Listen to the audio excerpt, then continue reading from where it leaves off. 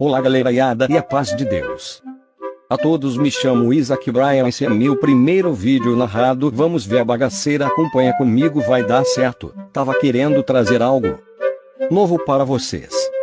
Eu estava dando uma olhadazinha na minha página esses dias e achei que tava ruim, mas agora tenho certeza. Hahaha. Tenho uma pergunta: por que esses vídeos, o Isaac, e para aqui? Motivos destes vídeos: mostrar um pouco das cagadas que eu faço.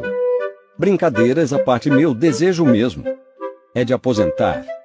Um dia chego lá, se Deus permitir. Por enquanto tô aqui. Trabalho com drywall em geral, sou gezeiro e faço serviços de pintura também. No caso, a bagaceira completa. Mas vai dar certo, tenho fé. Quem achar legal, deixa o like. Não se esqueça. Muito obrigado. E até o próximo. Que daqui a pouco.